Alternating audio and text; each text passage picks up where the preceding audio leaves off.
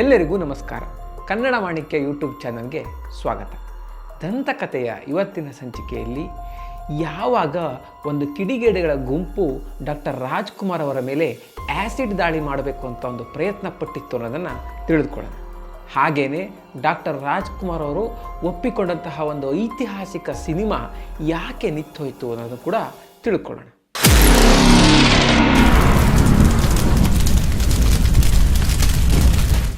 Doctor Rajkumar ಅವರು ಕನ್ನಡದ ಮೇರು ನಟರು. ಅವರಿಗೆ ಒಂದು ದೊಡ್ಡ ಅಭಿಮಾನಿಗಳ ಗುಂಪೇ ಇದೆ, ಪ್ರಾಣ ಕೊಡುವಂತಹ ಅಭಿಮಾನಿಗಳ ಗುಂಪಿದೆ. ಆದರೆ ಇಷ್ಟು ದೊಡ್ಡ ಅಭಿಮಾನಿಗಳ ಗುಂಪಿದ್ದರೂ ಕೂಡ ಕೆಲವೊಂದು ಕಿಡಿಗೇಡಿಗಳು ಡಾಕ್ಟರ್ ರಾಜ್ಕುಮಾರ್ ಅವರಿಗೆ ತೊಂದರೆ ಕೊಡಬೇಕು ಅಂತ ಪ್ರಯತ್ನ ಪಟ್ಟಿದ್ದರು. 1974ರಲ್ಲಿ ಎರಡೂ ಕನಸು ಅನ್ನೋ ಸಿನಿಮಾ ಶೂಟಿಂಗ್ ಸಮಯದಲ್ಲಿ ಡಾಕ್ಟರ್ ರಾಜ್ಕುಮಾರ್ ಅವರ ಮೇಲೆ ಒಂದು 15 ಜನರ ಕಿಡಿಗೇಡಿಗಳ ಗುಂಪು ಆ್ಯಸಿಡ್ ಅಟ್ಯಾಕ್ ಮಾಡಬೇಕು ಅಂತ ಪ್ರಯತ್ನ ಪಟ್ಟಿತ್ತಂತೆ. ಹನುಮಂತ ನಗರದ ಒಂದು ಲೊಕೇಶನ್ನಲ್ಲಿ ಶೂಟಿಂಗ್ ನಡೀತಿರ್ಬೇಕಾದ್ರೆ ಈ ರೀತಿ ಒಂದು 15 ಜನರ ಗುಂಪು ರಾಜ್ಕುಮಾರ್ ಅವರ ಮೇಲೆ ಒಂದು ಆ್ಯಸಿಡ್ ಅಟ್ಯಾಕ್ ಮಾಡಬೇಕು ಅಂತ ಒಂದು ಯೋಜನೆ ಹಾಕ್ಕೊಂಡಿದ್ರಂತೆ. ಆದರೆ ಇದು ಹೇಗೋ ತಿಳಿದು ಇದನ್ನು ತಪ್ಪಿಸಲಾಯಿತು. ಈ ಘಟನೆ ಬಗ್ಗೆ ಎಲ್ಲೂ ತಿಳಿಸೋದು ಬೇಡ ಅಂತ ಹೇಳಿದರೂ ಕೂಡ ವಜ್ರಮುನಿಯವರು ಈ ಒಂದು ಘಟನೆ ಬಗ್ಗೆ ಪೊಲೀಸ್ ಕಂಪ್ಲೇಂಟ್ ಕೊಟ್ಟಿದ್ರಂತೆ. ಇದಾದ ನಂತರ KM ನಾಗರಾಜ್ ಅವರು ಹಾಗೂ ಅವರ ಒಂದು ಸ್ನೇಹಿತರು ಸುಮಾರು 30 ಜನರ ಒಂದು ತಂಡವನ್ನು ರಚಿಸಿ ರಾಜ್ಕುಮಾರ್ ಅವರ ಬೆಂಗಾವಲಿಗೆ ನಿಂತರಂತೆ. ಇಡೀ ಎರಡು ಕನಸು ಸಿನಿಮಾ ಪೂರ್ತಿಯಾಗುವವರೆಗೂ ಈ ಒಂದು ತಂಡ ರಾಜ್ಕುಮಾರ್ ಅವರನ್ನು ರಕ್ಷಣೆ ಮಾಡ್ತಿತ್ತು ಅಂತಾಯಿತು. ಇನ್ನು ಗೋಕಾಕ್ ಚಳುವಳಿಯ ಸಮಯದಲ್ಲಿ ಡಾಕ್ಟರ್ ರಾಜ್ಕುಮಾರ್ ಅವರ ವರ್ಚಸ್ಸು ಬೇರೆ ಒಂದು ಮಟ್ಟಕ್ಕೆ ಹೋಯಿತು.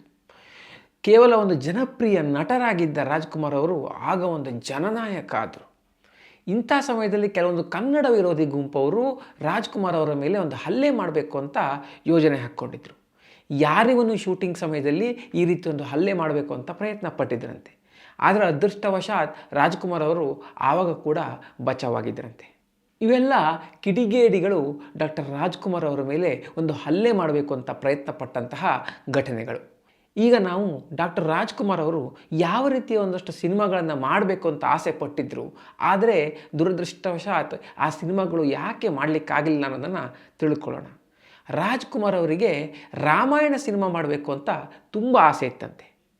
ಈ ಸಿನಿಮಾದಲ್ಲಿ ಭಾರತೀಯವರು ಸೀತೆಯಾಗಿ ನಟಿಸಬೇಕು ಅಂತ ಅವರ ಒಂದು ಆಸೆ ಆಗಿತ್ತು. ಈ ಒಂದು ಆಸೆಯನ್ನು ಅವರು ಭಾರತೀಯರ ಹತ್ರ ಕೂಡ ಹೇಳ್ಕೊಂಡಿದ್ದರಂತೆ. ಆದರೆ ಒಂದು ತಕ್ಕನಾದ ಒಂದು ಸ್ಕ್ರಿಪ್ಟು ಮತ್ತು ಒಂದು ತಂಡ ಸಿಗದೆ ಹೋದ್ದರಿಂದ ಈ ರಾಮಾಯಣ ಮಾಡುವಂತಹ ಆಸೆಯಾಗಿಯೇ ಉಳಿದಾಯಿತು. ಹಲವಾರು ಸಿನಿಮಾಗಳಲ್ಲಿ ಜೋಡಿಯಾಗಿ ನಟಿಸಿ ಯಶಸ್ವಿಯಾದ ಡಾಕ್ಟರ್ ರಾಜ್ಕುಮಾರ್ ಹಾಗೂ ಭಾರತಿಯವರ ಜೋಡಿಯನ್ನು ರಾಮ ಮತ್ತು ಸೀತೆಯಾಗಿ ರಾಮಾಯಣದಲ್ಲಿ ನೋಡುವಂತಹ ಒಂದು ಆಸೆಯನ್ನು ಅವರ ಅಭಿಮಾನಿಗಳು ಈ ಮೂಲಕ ಕಳೆದುಕೊಂಡ್ರು ಅಂತ ನಾವು ಹೇಳ್ಬೋದು. ಹಾಗೆಯೇ ಡಾಕ್ಟರ್ ರಾಜ್ಕುಮಾರ್ ಅವರಿಗೆ ಸುಮಾರು 70ರ ವಯಸ್ಸಿನಲ್ಲಿ ನೃಪತುಂಗ ಅಂತ ಒಂದು ಸಿನಿಮಾವನ್ನು ಮಾಡಬೇಕು ಅಂತ ಎಲ್ಲ ಯೋಜನೆಗಳು ರೆಡಿಯಾಗಿದ್ವಂತೆ. ಇದೊಂದು ಐತಿಹಾಸಿಕ ಚಿತ್ರವಾದ್ದರಿಂದ ಇದರಲ್ಲಿ ಆ್ಯಕ್ಷನ್ ಸೀನ್ಗಳು ಬರೋದು ಸಹಜ. ಆದರೆ ರಾಜ್ಕುಮಾರ್ ಅವರಿಗೆ ಆ ಸಮಯದಲ್ಲಿ ಮಂಡಿ ನೋವು ತುಂಬ ಹೆಚ್ಚಾಗಿತ್ತಂತೆ.